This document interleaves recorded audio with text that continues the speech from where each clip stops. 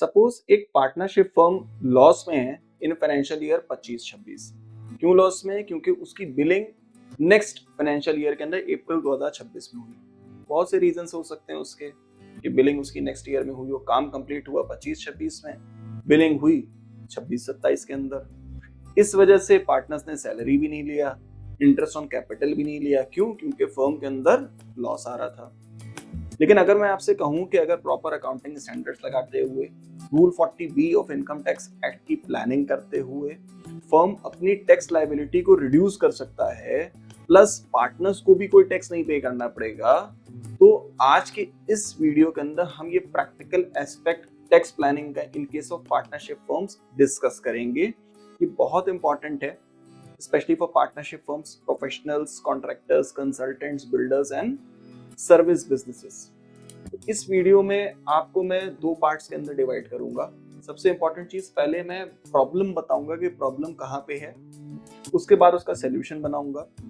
अगर आप प्रॉब्लम एक दफा समझ जाओगे तो वीडियो के एंड तक जरूर रुकना, क्योंकि उसका सॉल्यूशन जानने के बाद आप इस चैनल को डेफिनेटली सब्सक्राइब जरूर करोगे।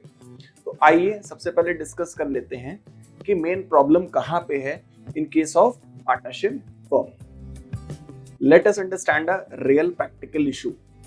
Many partnership firms में क्या होता है, काम जो है वो मार्च के अंदर कंप्लीट हो जाता है या फाइनेंशियल ईयर के एंड तक कंप्लीट हो जाता है, लेकिन इनवॉइसेस रेस करते करते कभी कभी क्या होता है कि वो नेक्स्ट मंथ आ जाता है। अप्रैल 2026 के अंदर सपोज प्रैक्टिकली देखें तो हमने मार्च 26 तक कोई पर्टिकुलर वर्क, अगर वर्क कॉन्ट्रैक्ट हम कर रहे थे, हमने कंप्लीट कर लिया, लेकिन उसकी कॉरेस्पॉन्डिंग इनवॉइस हमने अप्रैल के अंदर रेस करी और पेमेंट भी डेफिनेटली अप्रैल या उसके बाद आया। अब उसका रिजल्ट क्या हो गया कि जो रेवेन्यू हमारा फाइनेंशियल ईयर 25-26 के अंदर अकाउंट फॉर होना चाहिए था, वो डिफर हो गया 26-27 के लिए। करंट ईयर के अंदर मे बी उसकी वजह से रेवेन्यू कम हो गया, या फिर एक्सपेंडिचर ज्यादा बुक होने की वजह से लॉस आ गया। अब जब लॉस आ गया तो पार्टनर्स को सैलरी और इंटरेस्ट भी क्लेम करने में दिक्कत आई। एक सर्टेन अमाउंट तो हम क्लेम कर सकते हैं एज पर सेक्शन 40B, लेकिन ज्यादा नहीं क्लेम कर सकते हैं अगर फर्म के अंदर लॉस है। तो उसके लिए मैंने सेपरेट वीडियोस भी बना रखे हैं कि 40B के अंदर कितनी सैलरी एंड इंटरेस्ट अलाउड है। तो यहाँ पर हमारी एंटायर टैक्स प्लानिंग जो है वो वेस्ट हो जाती है कि कैसे करनी है। लेकिन अगर हम अकाउंट्स के मैचिंग कॉन्सेप्ट को फॉलो करें, अक्रूवल बेसिस ऑफ अकाउंटिंग को फॉलो करें, अकाउंटिंग स्टैंडर्ड्स को फॉलो करें, मटीरियलिटी कॉन्सेप्ट को फॉलो करें, तो जो वर्क सब्सटैंशियली कंप्लीट हो गया 25-26 के अंदर, उसका कॉरेस्पॉन्डिंग रेवेन्यू रियलाइज हुआ है 26-27 के अंदर, तो उसको हम 25-26 के अंदर अकाउंट फॉर कर सकते हैं। कैसे कर सकते हैं? यहीं पर हमारी देखिए प्लानिंग है, और इस प्लानिंग के अकॉर्डिंगली हम अपना टैक्स सेव कर पाएंगे। आप होपफुली प्रॉब्लम समझ गए होंगे कि हमने काम कंप्लीट कर लिया एक पर्टिकुलर फाइनेंशियल ईयर के अंदर, किसी भी ईयर पे एप्लीकेबल होगा, और उसका रेवेन्यू रिकॉग्नाइज हुआ है नेक्स्ट फाइनेंशियल ईयर के अंदर। इसकी वजह से हमारे करंट फाइनेंशियल ईयर के अंदर लॉस अराइज हो रहा है, क्योंकि एक्सपेंसेस सारे बुक हो चुके हैं, रेवेन्यू नेक्स्ट ईयर के अंदर डिफर हो गया है। तो अब कैसे हमें इस लॉस को कम करना है? क्यों? क्योंकि क्या होगा, नेक्स्ट फाइनेंशियल ईयर के अंदर जब आप प्रॉफिट्स दिखाओगे तो उसके कॉरेस्पॉन्डिंग खर्चे तो आपके पिछले ईयर में बुक हो चुके होंगे। तो अगर मान लीजिए 5 लाख रुपीज, 10 लाख रुपीज आपके नेक्स्ट फाइनेंशियल ईयर के अंदर जाते हैं, जो रेवेन्यू आपका अप्रैल में बुक हुआ, उसके अगेंस्ट कोई भी एक्सपेंसेस नहीं है, तो वो सीधा सीधा प्रॉफिट पे हिट करेगा। एक ईयर में आपने लॉस किया, दूसरे ईयर के अंदर आप प्रॉफिट कर रहे हो।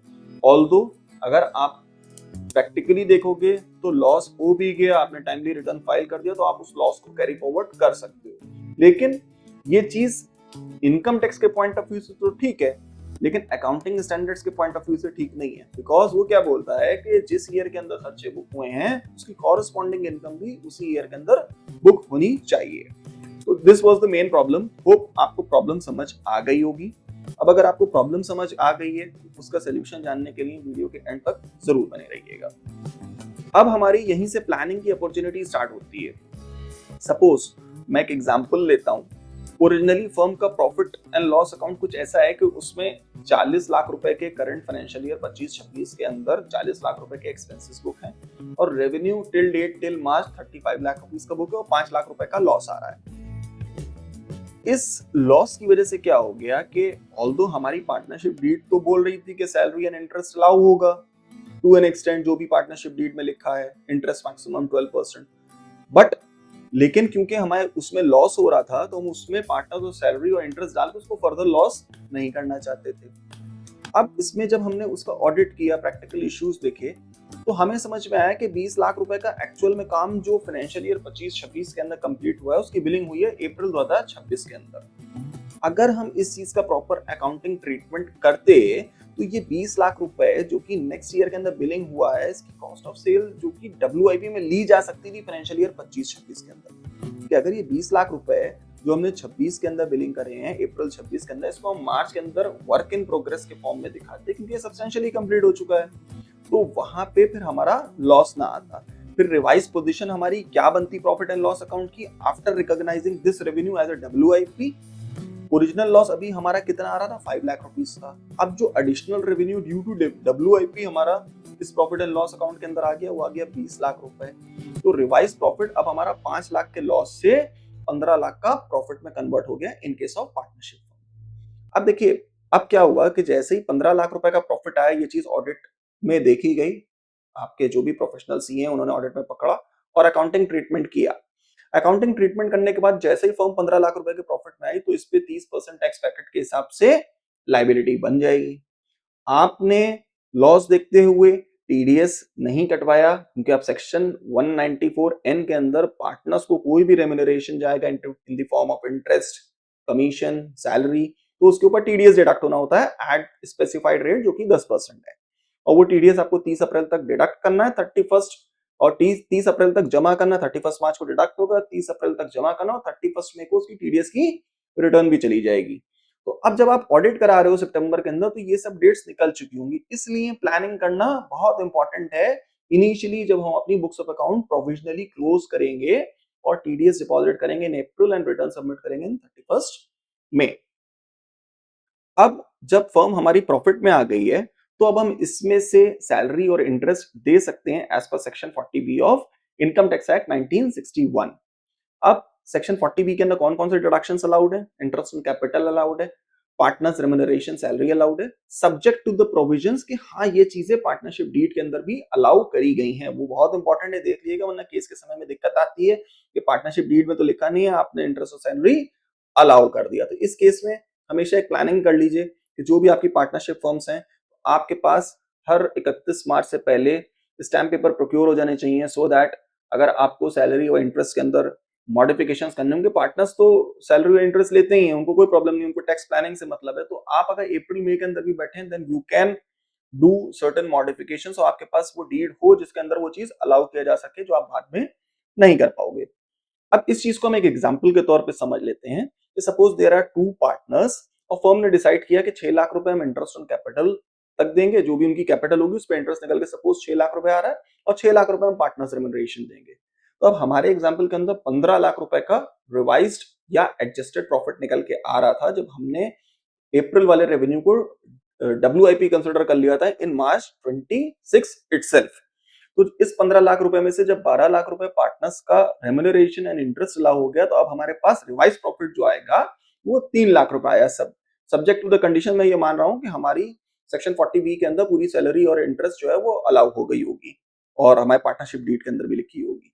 तो 3 लाख रुपए का जो प्रॉफिट आएगा, अब फर्म को इस 3 लाख रुपए के ऊपर टैक्स देना है 30% प्लस एजुकेशन सेस। तो इसके अंदर काफी जो है वो आपकी टैक्स की सेविंग हो जाएगी।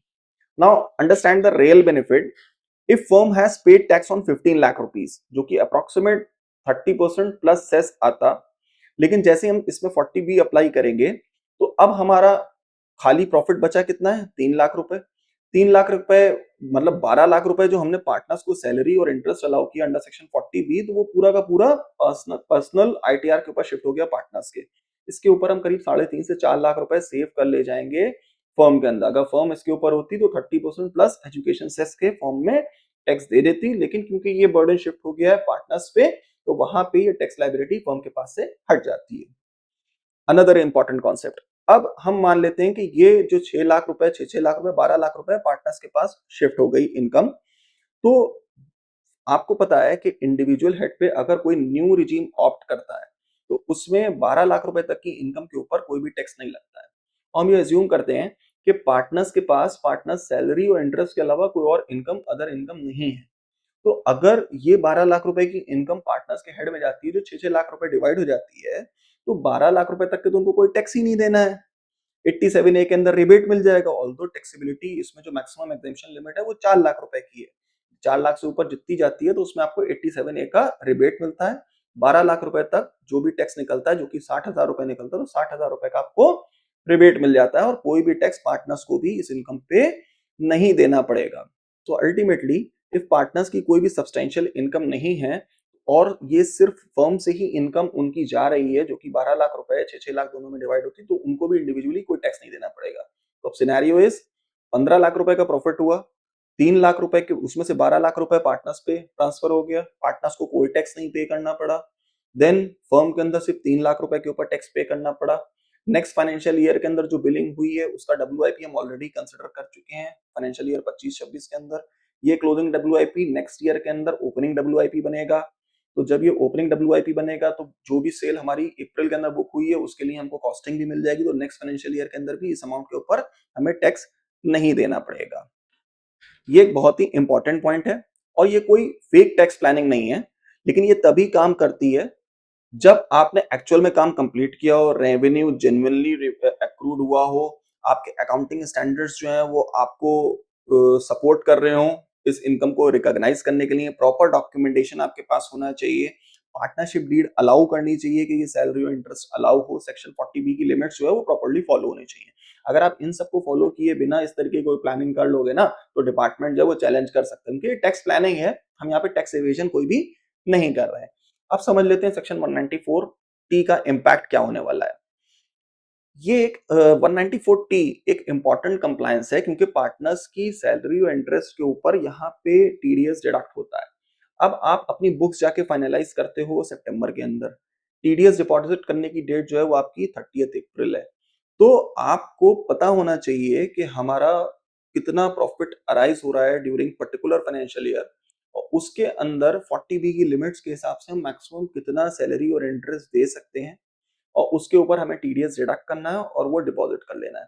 अगर आप ये नहीं डिडक्ट करते हो और सितंबर में जाके मान लिया आपकी पार्टनरशिप डीड ने भी अलाउ किया और आपने टीडीएस नहीं डिडक्ट किया, सितंबर में जाके पता चलता है कि आपको हैवी टैक्स लायबिलिटी देनी पड़ रही है in terms of in the hands of firm, तब फिर आप जाके बैक डेट में अगर इंटरेस्ट दे के भी टीडीएस के ऊपर टीडीएस डिडक्ट करते हो और उसके ऊपर इंटरेस्ट जमा करते हो तो आपको लेट फीस जमा करनी पड़ेगी, टीडीएस रिटर्न फाइलिंग की प्लस इंटरेस्ट जमा करना पड़ेगा in case of non-deduction of interest, non-deduction of TDS on partner salary and interest.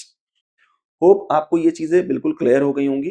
अब इसमें एक अनदर हिडन एडवांटेज भी है इस पूरी प्लानिंग का कि जब पार्टनर्स को हायर डिस्क्लोज इनकम वो अपनी दिखा रहे हैं, क्योंकि अभी तक क्या हो रहा था कि अगर उनको सैलरी और इंटरेस्ट नहीं मिला तो उनके पर्सनल आईटीआर के अंदर कोई भी इनकम नहीं जा रही है, लेकिन ये सैलरी और इंटरेस्ट जाने से उनका पर्सनल आईटीआर भी बिल्ड हो रहा है, तो उनका कैपिटल बेस इंक्रीज हो रहा है, उनकी नेटवर्थ इंप्रूव हो रही है, उनकी बैंकिंग प्रोफाइल बन रही है कि अगर वो कहीं से लोन लेना चाहे अपने पर्सनल कैपेसिटी के ऊपर तो उनको लोन मिल सके, उनकी एलिजिबिलिटी लोन की इंप्रूव हो रही है।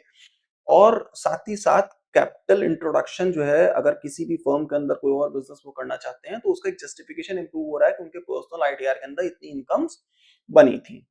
तो सिंपल लैंग्वेज के अंदर मैं बोलूंगा कि अगर आप प्लान नहीं करते हो तो फर्म के अंदर 30% टैक्स दे दोगे, लेकिन अगर आप प्लानिंग करते हो, सेक्शन 40B के कंप्लायंसेस करते हो, पार्टनरशिप डीड का डॉक्यूमेंटेशन करते हो तो प्रॉफिट जो है हम फर्म का शिफ्ट कर सकते हैं पार्टनर्स के ऊपर, फर्म की टैक्स लायबिलिटी कंसिडरेबली रिड्यूस कर सकते हैं, पार्टनर्स को जीरो टैक्स या हो सकता है बहुत मिनिमम टैक्स देना पड़े और ओवरऑल अगर ये पार्टनर्स फैमिली से रिलेट करते हैं तो ओवरऑल एक टैक्स प्लानिंग हो जाएगी पूरी फैमिली की कि ओवरऑल एक ग्रुप के ऊपर कम से कम टैक्स लायबिलिटी जनरेट हो। तो ये एक बहुत इंपॉर्टेंट टैक्स प्लानिंग है जो आपको कंसिडर करना चाहिए। और अगर आप एक पार्टनरशिप फर्म हो और आपके पेंडिंग बिलिंग है, डब्ल्यूआईपी इश्यूज हैं, प्रॉफिट शेयरिंग कंसर्न्स हैं या फिर सेक्शन 40B के अंदर कंफ्यूजन है, देन इमीडिएटली अपना मार्च का profit and loss account review करिए, क्लोजिंग एंट्रीज देखिए बिफोर फाइनलाइजिंग योर रिटर्न।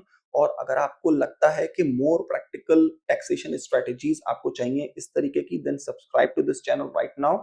और हम इस तरीके के रियल प्रैक्टिकल इश्यूज डिस्कस करते रहेंगे, सिर्फ थ्योरी नहीं डिस्कस करेंगे, हम बताएंगे रियल लाइफ एग्जांपल देते हुए कि कैसे प्रैक्टिकली आप अपना फर्म का या फिर पार्टनर्स का टैक्स सेव कर सकते हो। तो इस ओवरऑल वीडियो के अंदर आपको अंदाजा हो गया होगा कि कैसे टैक्स प्लानिंग रहेगी एक पार्टनरशिप फर्म की, कैसे हम उस टैक्स को शिफ्ट कर सकते हैं पार्टनर्स के ऊपर, और पार्टनर्स को भी बहुत कम से कम टैक्स देते हुए या ज़ीरो टैक्स देते हुए हम वहाँ से निकाल ले जाएँगे। लेकिन इम्पोर्टेंट चीज़ें ये हैं कि आपको सारे कंप्लायंसेस पूरे करने होंगे, डॉक्यूमेंटेशन प्रॉपर करना होगा, अकाउंटिंग स्टैंडर्ड्स को फॉलो करना होगा, साथ ही साथ 40B को सेक्शन 40B को कंप्लाई करना पड़ेगा, तभी आप इस प्लानिंग का बेनिफिट उठा सकते हैं। तो अगर ये वीडियो पसंद आई हो तो सब्सक्राइब के बटन पे क्लिक करना मत भूलना और अपने उन फ्रेंड्स एंड कलीग्स के साथ शेयर करना मत भूलना जो कि एक पार्टनरशिप बिज़नेस कैरी ऑन कर रहे हैं।